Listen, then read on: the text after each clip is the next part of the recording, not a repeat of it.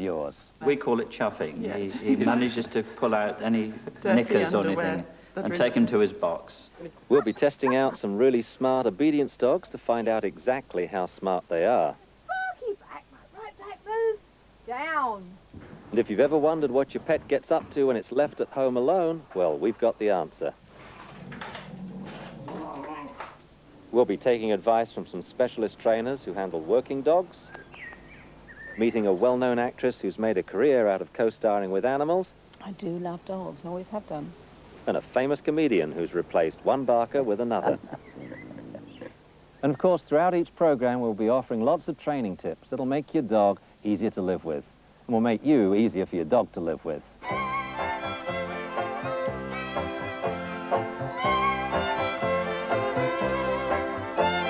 But why do people have dogs in the first place? Just keeps the bed warm I'm supposed to do that. in the winter. You meet nice people with dogs. They're the best kind of people you can meet, people that love animals. He's been a mate to us, really. You know, he's a friend, isn't he? You know, we just love having him around, I think that's it. And he loves having us around. You don't get no back chat from him. Why do you like living with Razzie? Because I like playing with him. You like playing with him? In the evening, when it's quiet, you sit down, they're all lying around you, and this wonderful steady breathing all around you. It's very comforting and companionable. There's nothing quite like the company of a friendly, well-behaved dog. But dogs aren't necessarily born like that. They have to be taught by us. So this week, we'll be reminding ourselves how we set about training, putting some owners in their pup's place. You bad dog, do it, do it, do it. And finding out how a sheepdog learns its trade. But now to Newhouse in Wiltshire, where a class of young pups are waiting for their first lesson. Hand feeding a dog is a real essential part of training. If the dog will take food from your hand, you can accomplish so much. Okay, let's have Hannah. Here we go. Hannah, sit. Hannah, down. Good dog, very good dog. Hannah, sit. Good dog. And when you're teaching a dog anything, what we do is, there are three things we say in succession. We ask the dog to sit, and then the dog sits, and then we reward it with a treat. Request, response, reward. If these three things happen in that order, then the dog will learn. Let's try it again. Hannah, come here. Hannah, sit. She sits. Good dog. Hannah, down. She lies down slowly, thinking about it. Good dog when she's down. Request, I asked her down. She laid down, and then I praise her and let her have a lick of the treat. Hannah, sit. Sits up. Good dog, and I give her the treat. Question comes, though, how do we know that Hannah's going to sit so we can ask her to beforehand and reward her for sitting afterwards? Well, there's three ways to do it. One is we could prompt her. We could say, Hannah, stand, stand, Hannah, sit, squish, Hannah, down, she lays down. I'm moving her quite gently with my hands. Now, the problem is I'm using my hands to do it. And this means later on in training it will be very, very difficult to get Hannah to learn distance commands because she will have become so used to me asking her to do things by touching her. That's what she's learned. When touched on the butt, sit down. So now if she's 6 feet away from me, she won't do anything. The other way to do it is I could sit and wait here for her to sit down. And go, sit, sit, sit, good girl. Well, I could wait all day, especially with some breeds of dogs. I'm lucky I've got an intelligent one here. So that's a very time-consuming way to train. So a third way is to lure the dog. By holding something the dog likes, we can move the dog's head. If we move its head, we can move its entire body, and we can get it to stand and to sit and to lie down. So I now know when Hannah's going to do this, so I can say, Hannah, sit, and move the food up, and she does it. Good dog. This is the vital use of food in training, or any lure, be it a squeaky toy, or a bone, or the dog's food that you're hand feeding, that you can take a dog. Hannah obviously wants to please me at the moment. She's not running off and sniffing other things. She's not being stubborn. She says, I'll do anything you ask. What is it? So if I say to her a word, if I say, do it, she doesn't know what I mean. Well, it's just the same as me saying sit or down. Until I've taught her the meaning of the word, she doesn't know what it means. The use of the lure is to teach the dog that.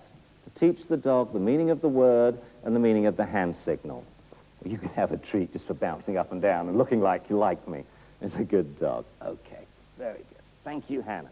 All right, what we're going to play now for these puppy owners is a training game. That we tend to be a little sharp, I think, sometimes when training dogs and puppies. We're a little impatient. And so what I'm going to do is take some of the owners here and put them in the puppy's position. And I'm going to pretend I'm them, and they're going to be their puppy. And I'm going to train them up. And I think I'll pick the Staffy owner first, shall we? Bring a little doggy over here. Come on, sausage. There we go. All right, are you ready? Now I'm going to give you instructions. Yes. I'm going to tell you what to do. And I'm going to give you feedback. 2 types of feedback. I'm going to say, good dog. Yes. I'm going to say, bad dog. All right, so you'll know what's right and what's wrong, won't you? Yes. You at least have a better chance than most dogs have. All right, are you ready? Yes. Do it. What have I got to do then? Do it. What, to get down? Bad dog. Do it. Bad dog. Bad dog. What have I got to Do it. Up. Do it. Do it. Good dog. Good dog. Do it. Bad dog. Bad dog. Now let me just pause for a second. All right? Have you any idea what I want you to do? No, I tried to No, all right. Now, I've actually been pretty nice to you, haven't I? Do you think I've been nice? I could have said, You bad dog, you bad dog, do it, do it, do it. but I haven't. I think I've been very gentle, and I've said, bad dog. Just letting you know that that's wrong. I'll give you a clue. Obviously, bending down and bending your knees is wrong. I would say you've tried it about 10 times, and I don't like that. So let's think about something else we can do in this room, shall we? Do it. Or lay down then. Bad dog. I tried to figure out what you would Pathetic. Pathetic. Should have got a border collie. Good. Bad dog. Let's ask you a few questions. Do you think I want you to lie down? I think that, yes. Why do you think that? Because I went Try lying down. Bad dog. Do you think I want you to lie down? No, No. All right. So I don't want you to lie down. Now I've given you a clue. All right. So try something else. Good dog. Good dog. Good dog. Good dog. Do it. Good dog. Do it. Don't bump into me. Do it. Get away from me. Get away from me. Good dog. Good dog. Now listen very carefully to when the praise comes or when the bad dogs come. So if you try something, I say bad dog, I wouldn't do it again. Oh, I tell you what, I won't say bad dog, I'll smack you on the head like we do with dogs. So would you do that again? No. All right. Okay, do it. well, I'd jump up on you, wouldn't I? Whoa! And that's exactly what the dog would probably do at this point. Yeah, jump It would up. and then what would happen? You'd say, get down, Get you down, horrible yes. dog. But I won't do that, because I'm a nice trainer. Yeah. I could, again, give you a leash jerk there with your pearls round your neck. Okay? All right. Go on, do it. I still can't figure what you want me to do. I know. Neither can the dog when you train it. No. Unless you give it a clue. Oh, I see. All right, do it.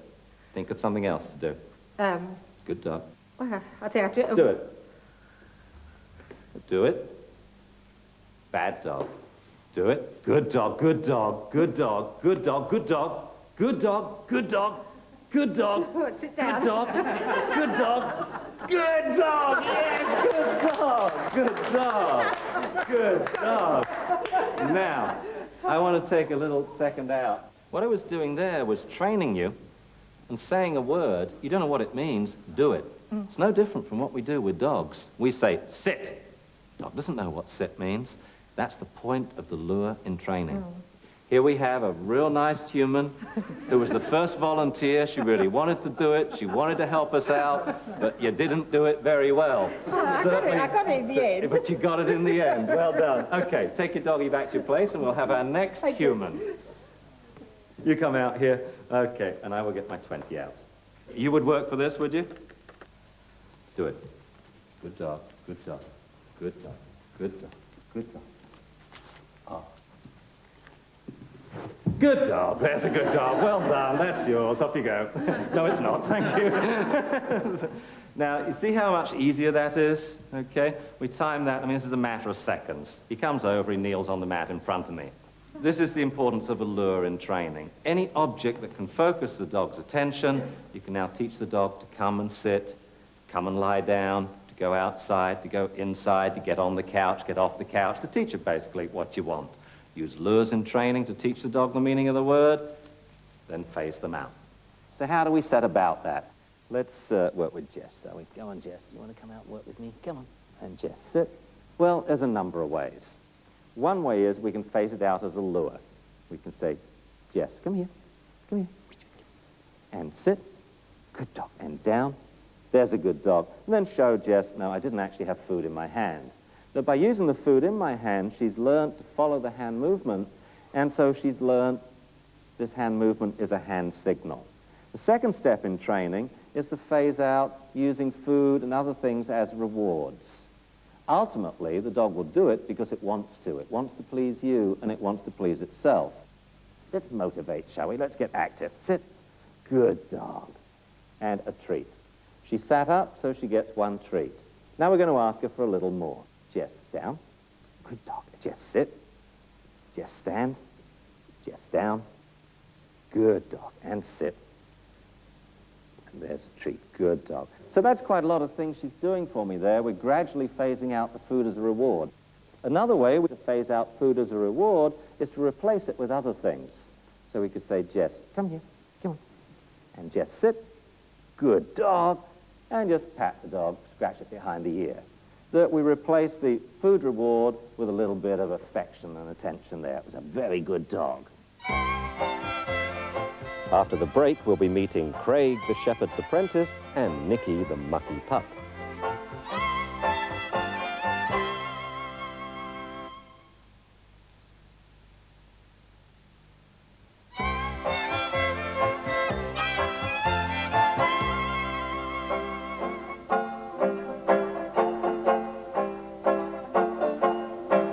Two basic problems. One is that he's a year old now, and That's the problem. Yeah. Well, you can't turn the clock back. I mean, he's very lucky to be a year old, but is not toilet trained, despite strenuous efforts. He's not toilet trained. We've tried more or less everything I can think of. I started with him when he was little, ignoring anything and praising when he did it in the right place, which was very infrequent, but we did give a lot of praise. And then we tried squirty sprays for where he was supposed to go, and other squirty sprays for where he wasn't supposed to go. Squirty sprays? Did they work? Not very well. So squirty sprays didn't work? No, but he still is very indiscriminate. The final straw was when my sister and I were talking in the kitchen, and he just stood and weed all over my foot. Of your foot? And I said, oh, it's horrible. This is it. This can't go on. Let's talk about the house training problems then. It's basically two things. If you are away from the dog, you can't keep an eye on it, have it in an area where you don't mind if it makes a mistake. So until your puppy or your older dog is house trained, for the slow learners, then don't leave it with run of the house. When you are at home, either keep the dog on leash like this, very close to you, or you could try just a very small, like confinement, like den or playpen or crate, very small, but small enough so the dog would not soil it.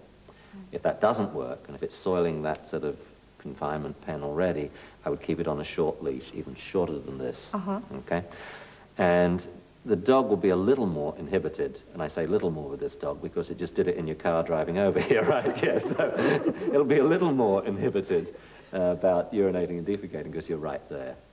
And that is the purpose for the confinement, to stop the dog from doing it so that every hour, on the hour, you can take it to the right place, give it a bit of lead, or if it's in the garden, let him off leash, and wait for the dog to do it, so that you're there when it does it with the food treat. Right. And I would have a reward gradient like this. If you get it outside, 1 liver treat. Right. If you get it within 5 yards of, the doggy toilet, you get 2 liver treats and we are good doggy then. That's a process which with a dog like this, I imagine within a week, you're going to have a completely different view on the dog, because the dog thinks, what are the fringe benefits in doing it inside? I mean, the dog now wants you to be there and to take it out to the garden, because it can't cash in its feces, for food treats unless you're there, right? So that would be the approach that I take with the house soiling. All right, that sounds very sensible. The teamwork between his sheepdog and his master seems almost telepathic, but there's no mystery. It's all down to instinct and training, as international sheepdog handler Bruce Englefield from Purbright explains. A good sheepdog, people will say, will train itself. Well, it won't train itself. What it will do is learn for itself. With a young dog, I like them to learn as much as they can by themselves. That's what we've bred them for. Once they've learnt, then I can put command to their action. And then once I've got them so that they will respond to that, I can start training, which is where I put the pressure on the dog to do what it's told when I want it and when I tell it. So the three stages are a learning process, followed by teaching, and then the actual training. Lie down. Well, this is Craig, my 6-month-old sheepdog pup. And this is how we get them started on sheep. You can see his lie down is pretty firm now. He's got that worked out very well. He also knows his come back command. And what I'm going to do now is to use his natural instinct to herd sheep without any commands, because I'm not putting any pressure on him. This is his learning phase. This is where the young dog is learning with the sheep what it does with its instincts. As you can see, his natural instinct is just to bring those sheep to me and hold them to me. And I'm not giving him any commands at all. He's just doing all this himself. This is what he's been bred to do. This is what we want the young pup to be doing. Using his brains to work out how to keep those sheep to me. Why don't you tell me how you start off a young pup? The easiest way is with their food, because you know the young pup is going to want its food. That's not a bad way to start off. You make sure you can see where the pup is, make the sound with the bowl, get its attention. It rapidly learns that that's when to come for its food. Once you've got it so that it will respond to that noise, all you do is the moment it's triggered its reaction, that'll do. The pup rapidly learns that'll do means come to me, because it's very self-rewarding to come. And if it doesn't come, then it doesn't get the food. And then I'll go back 10 minutes later and try again. The next thing I want is a dog that will lie down on command. So I let the puppy into the field and make sure there's a hole underneath a fence or a gate.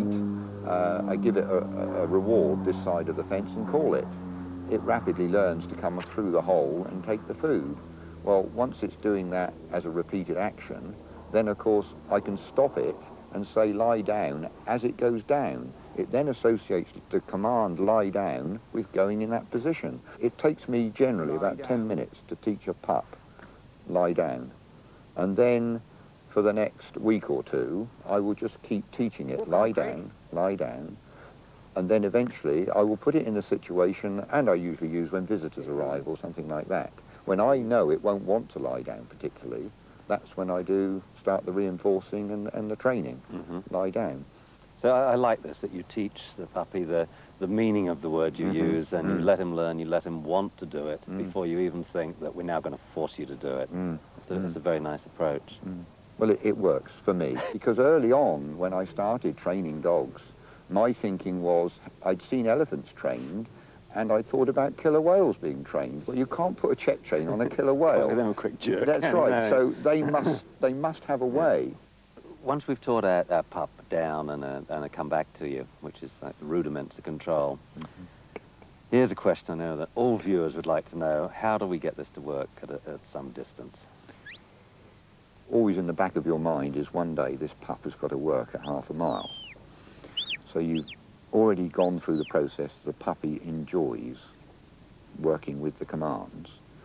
And then you take it to sheep. You make sure the pup will do it at close range, and you just gradually increase the distance.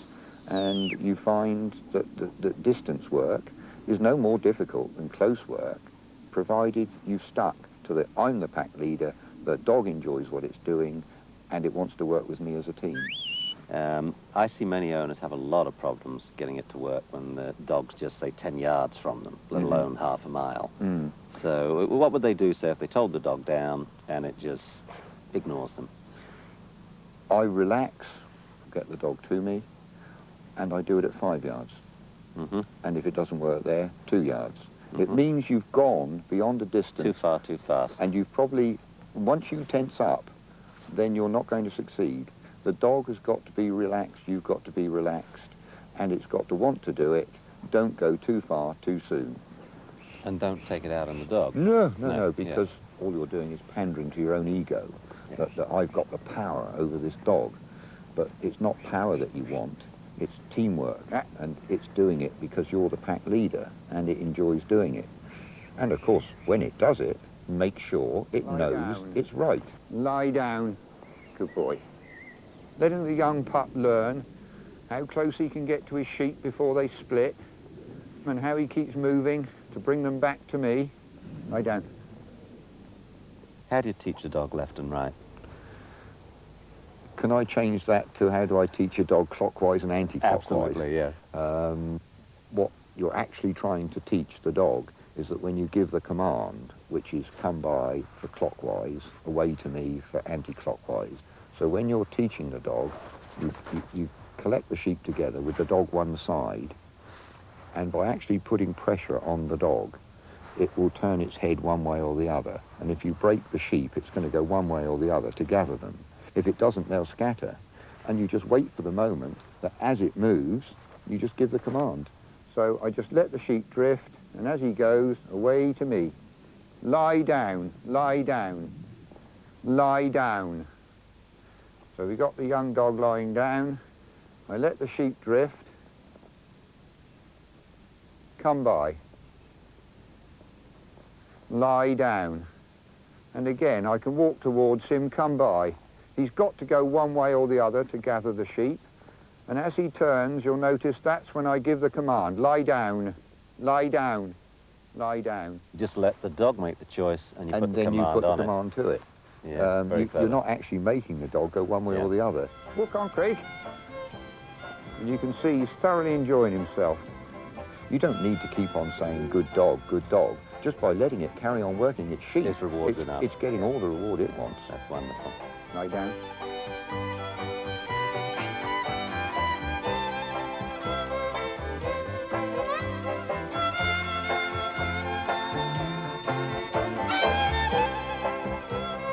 Well, this week we've been talking about patience and understanding in early training.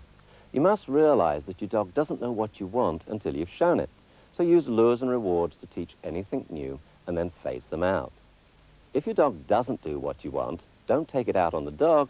It just means you've been pushing it too far, too fast. So go back a step in training and teach it over again. Down. Sit. Sparky back. Some people work wonders with their dogs. This is what you can achieve if you stick at it. Down.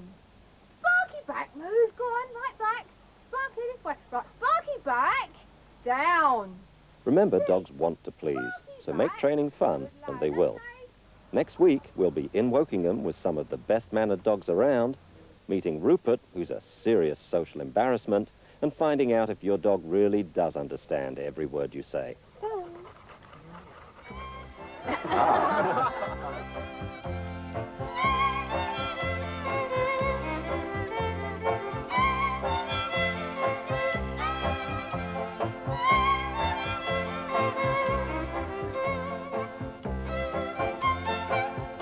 Dogs with Dunbar is sponsored by Spiller's Foods.